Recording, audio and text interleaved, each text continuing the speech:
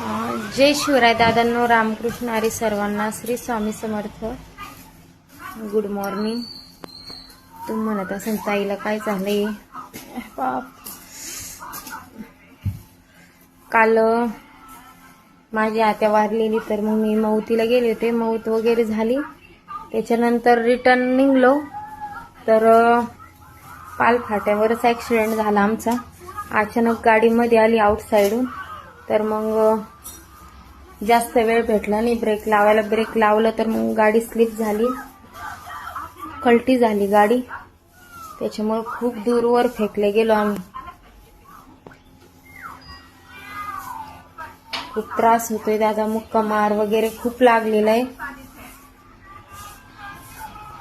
खरंच कोणता दिवस सांगून सांगितलं जात नाही, कारण की जन्म झालेल्यापासून मला एक गोळी पण माहित नव्हती. पण आता काय आल्यावर करावंच लागतं दुःख सुख. पण मला एवढं मात्र नक्की माहिती, गाडीवरून जर पडले तर गाडीवरचा रोडवरचा माल जे राहतो खूप लागतो, म्हणजे खूप वेदना होतात. आता परत दवाखान्यात जाणे. माझं शोल्डर जे आहे ना, खांदा इकडचा राईट हँड, तर तो खूप पेन करतोय रात्रीपासून. तर त्याचे एक्सरे वगैरे काढायचे मला. तर आई आलेली माझी काम, म्हणजे 8-15 दिवस तिला म्हटलं माझे पण काही काम होत नाही, हातच सुचत नाहीये. तर मग ती आवरतीये. म्हटलं चला दादा वहिनीला बोलून घेऊ. काल मौतीला गेलो, जाता वेळेस काहीच नाही, पण येता वेळेसच झालं दादांना. खरंच तुमचं काय चालेल दादांना कमेंटमध्ये सांगा. आणि खरंच नशीब आहे माझ्यावालं, तुमचा सगळ्यांचा आशीर्वाद आहे.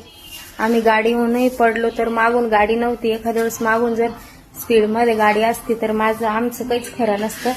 माझा भासा आणि मी होते गाडीवर. तुमच्या दाजीला नव्हता वेळ, कारण तुमचे दाजी कामानिमित्त बाहेर जायला होते. ते म्हणे तू जाऊ नये, मी राखेवर जाईल म्हणे. म्हणलं ठीक आहे. तर मग भासा म्हणे मी येतो म्हणे मामी.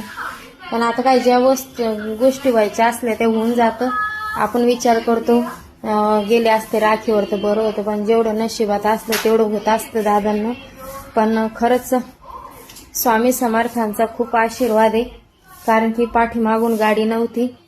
कारण की एकदम अचानक झाल्यामुळे ते आम्हालाच ब्रेक लावता नाही आला. म्हणल्यावर तो येणारा गाडीवाला, 4 व्हीलरवाला, ट्रकवाला खरंच मागून असता तर खरंच आज